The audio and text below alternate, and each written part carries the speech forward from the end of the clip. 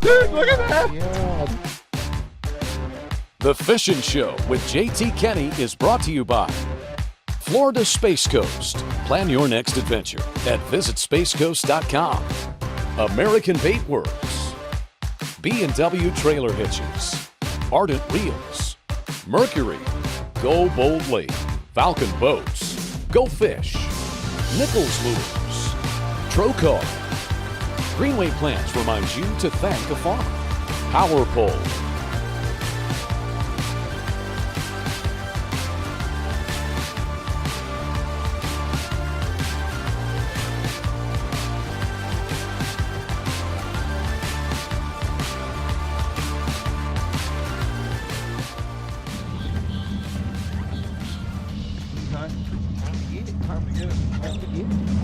I cannot believe that this is actually, standing here with one of my buddies. This is the first episode of season 3 for the Fishing Show with JT Kenny. I absolutely cannot believe, it seems like it was like, maybe not quite yesterday, but you and I did a show over in Palm Bay. Long. Oh, it's hard man. to believe it's already been 3 seasons. I know, it seems like it's just, everything's just rolling, and it's been what it actually has been is a whirlwind of big bass, and hopefully that's going to happen today. But one of the things I got going on, this is the first repeat guest. You guys know absolutely who this is, Bryan Thrift. And not only is he one of the best fishermen in the world, but he's one of my absolute best friends. We've been marlin fishing together, we've caught tuna together, we've been on hunting trips together. Yes. But today, all over the country. We've been and a across lot of 3 places. continents. That's right. And Mexico, we went to Mexico together. Mexico. Yep. But today, we're not in Palm Bay. We're about an hour west of Palm Bay. And we've done a lot of stuff all over the world. But today, what we're going to do right here, we're going to catch some big old bass. Come along. It starts right now. The Fishing Show with JT Kenny.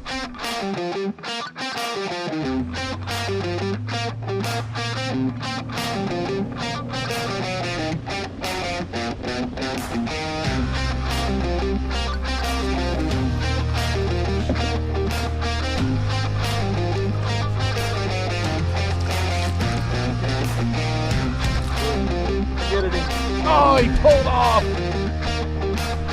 See what happens when you have hate in your heart? You see? That's what I get.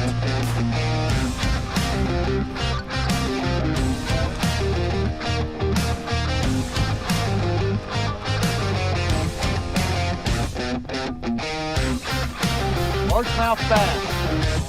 Because we've got a largemouth bass. Big sword.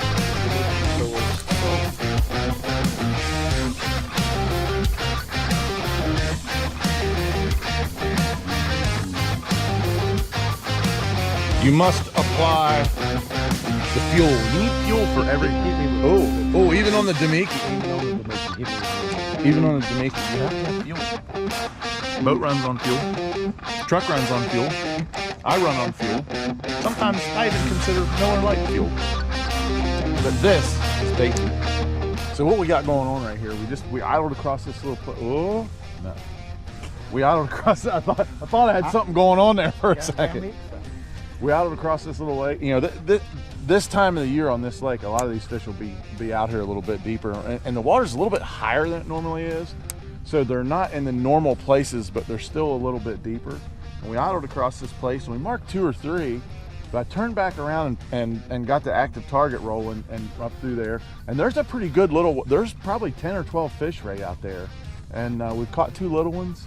But dude, I can tell you, there's some bigger marks down there. And just don't think those big ones are ready to get hog wild on this spot yet. But it's so funny down here in the winter time. The bite's so much better in the afternoon. So I definitely think we're going to revisit this place if it doesn't fire right now.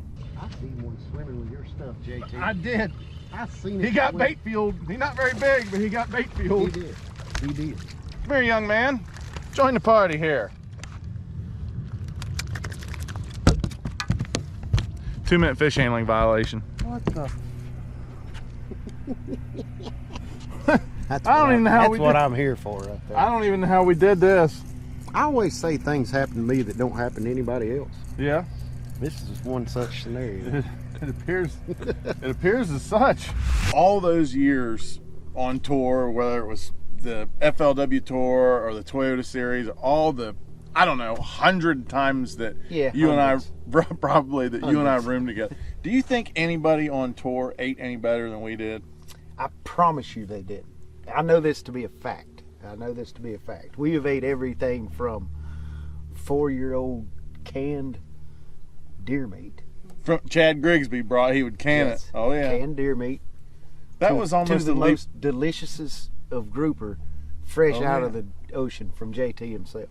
That was a leap of faith with the 4-year-old. It was, but it was good. It was good. It's amazing. But no, so Bryan and I both like to cook, right?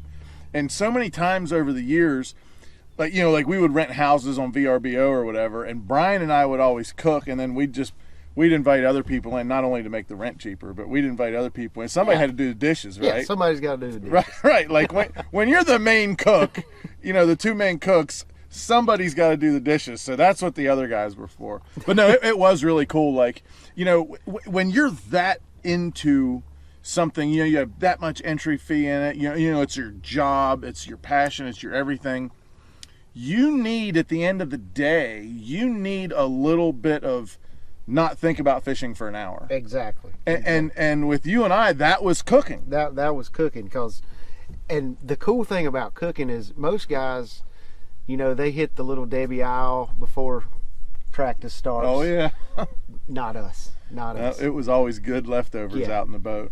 Or we go to the grocery store and we have a pre-practice meal cooking before practice starts, like the night before. Oh yeah. JT's got a flat of chicken thighs. We've got something that we're going to cook a pile of to eat on the whole practice. It was so. Always when we were there would be 2 to 3 phone calls, okay, before we leave for each tournament.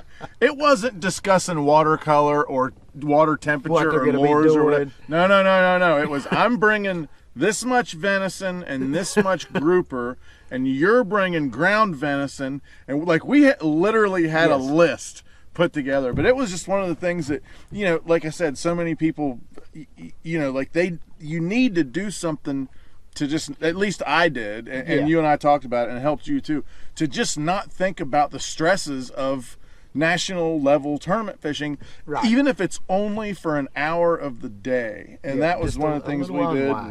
And it worked out great for us. It really worked out great. Look at that. Yeah, it worked out really good, or maybe too good. Right.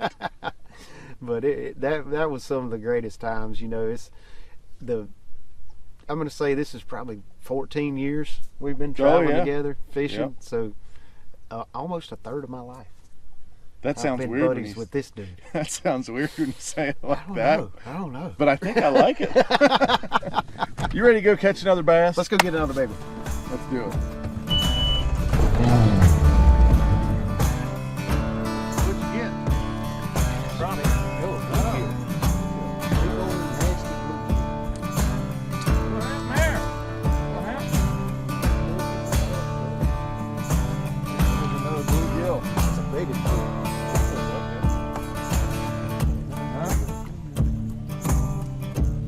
Good at that. I am. I know. People think you're so good. They think you're so good at bass fishing. Yeah, right. I can catch big bluegills as well. It's this week's B&W Trailer Hitches trailering tip of the week. And what I want to do is I want to show you guys about centering your load on your trailer. And so many of us don't just have bass boats. We're towing around 4-wheelers, side-by-sides, doing our hunting thing, taking feed to our our hunting stands and our feeders and all kinds of stuff. But so many times I see guys, they don't have their load properly centered on their trailer, and they get flying down the highway or even flying down a dirt road, and the trailer sways, and it just doesn't work out very well. So you can see on this dual axle trailer we have right here, I'm going to load the 4-wheeler up and I'll show you just how we want it. But you want to have it pretty well centered, but just a little bit forward, just enough that it puts some weight on the tongue of your truck, but not too much. You want to have just enough down pressure on there, and then that'll make everything track really, really nice and straight. So let's fire it up, put it up on there, and I'll show you right where it needs to be.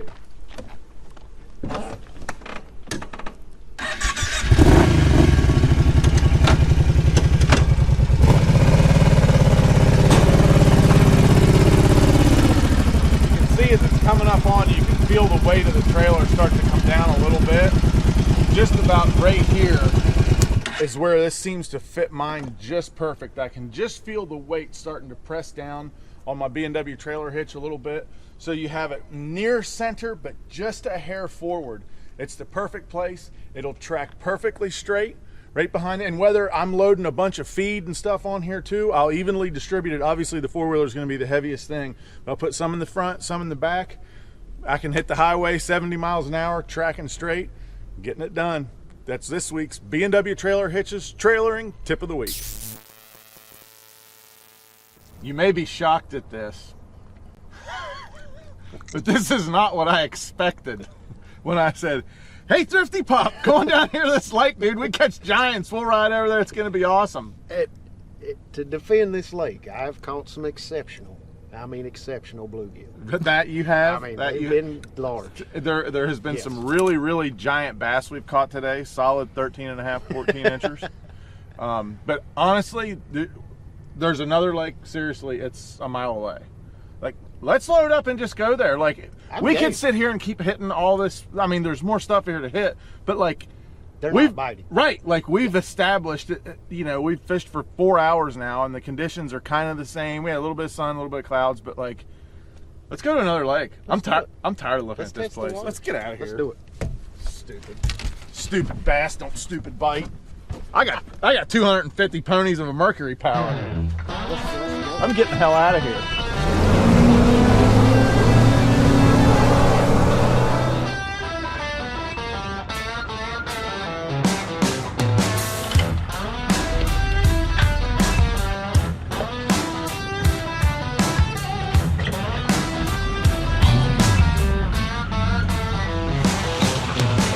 The lake hop is complete. Thrift followed us, went from one lake to the next. This lake, I actually lost the biggest fish I've ever hooked in my life on this lake. I'd like to be telling you that on this lake I caught the biggest fish I've ever had in my life, but I didn't. I lost it. But still, it's cool because every time I come here, I'm like, that sucker is still in this lake. Or maybe it's dead.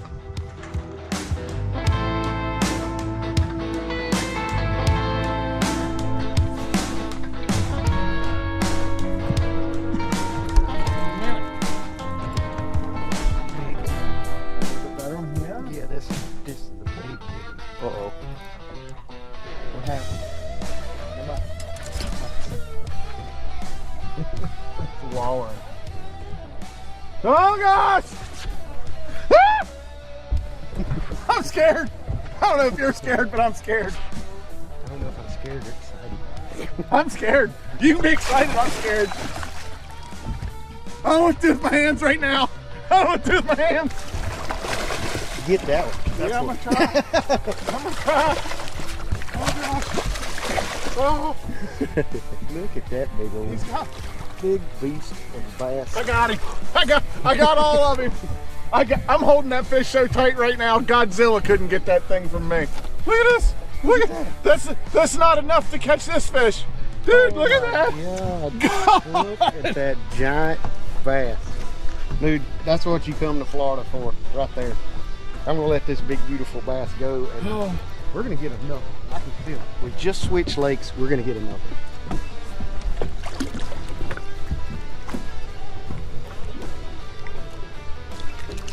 Here she goes. Dude, that was absolutely. You talk about like making the right decision. I'm telling like you. it wasn't the first spot we hit. It was the second spot we hit. The first spot we decided to lose like $30 worth of baits on the first spot. But the second spot we pull up to, talk about. I mean, who knows what's going to happen the rest of the time? But when you leaned into that thing and you were like, you should have Jake, felt the bite. you were like, Jake, that's a big one. And I looked over and I saw that rod. It didn't go. Rrr, it went. Whoop, whoop. I went.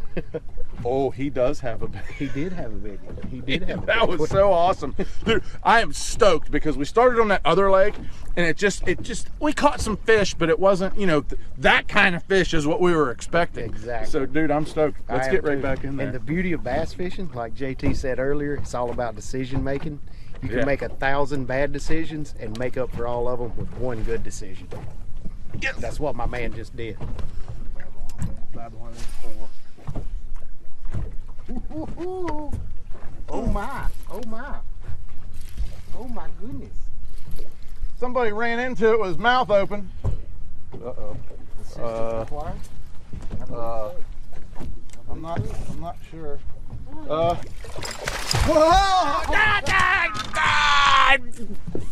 Rip! Too big, it's the same pile, even though I fumbled. I was a complete fumble. It's football season. I fumbled. That wasn't a full fumble. That was just a slight hesitation. That was a full-on dumbass fumble. So, dude, you were telling me about you got a way to make chatterbaits, and especially your big-bladed chatterbait, but a way to make chatterbaits a little more weedless, because we're fishing these things in like some really heavy brush, you know, down there 10 to 20 feet deep, and you know, chatterbait gets hung up a lot. So you're gonna drop some knowledge on us and show us this little trick? I am. I'm gonna show you a little trick. So anytime I'm throwing a chatterbait, the big-bladed chatterbait, and I'm fishing wood and I'm getting hung more than I would like to, I'm gonna show you how to fix that problem and still be able to hook the fish that bite you. So the first thing I'm gonna do, I've got my trailer on here. I'm gonna take it off, get that skirt out of the way. And if you'll notice, on this chatterbait, there are two barbs. You've got a barb close to the head and then another barb back down on it. So what I'm gonna do, take a straight tail worm. This happens to be the net bait worm. And all you do is cut a section of it off, about like that. Take it and rig it up on your chatterbait just like you would a traditional Texas rig. So just go through there and slide it over that first barb. So I've got that. Then I take my trailer, thread it up on the hook, go over the second barb. And then I can take this, stick it back over the hook point, take some scissors, cut it off right like so. And now I have got a perfectly weedless chatterbait that I can set the hook just like any other bait, just like a Texas rig worm. Your hook's covered, you're not going to get hung. When that fish bites it, you just set the hook on him and you catch him, but you don't get hung.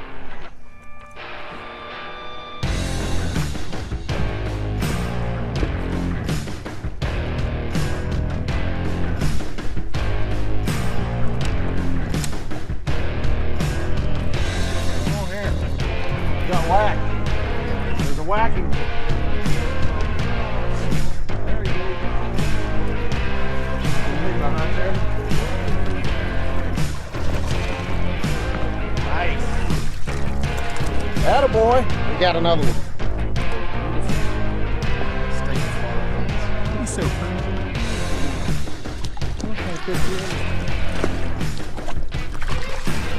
It's so weird. Like, so what have we fished? Maybe 20, 30 places right now today, and you go and you won't get a bite. And when you finally get a bite, it's like he's aggressive. Oh yeah, like they're hammering feeding. it. So, I know. it's and weird. You would think like you wouldn't hit 5 places where, I mean, obviously with the, you know, the electronics we're using, I mean, we can see them. You can see them if they're there. You can see them there. And every one of these places we fished, they're there, and just some of them bite, some of them don't. Crazy, dude.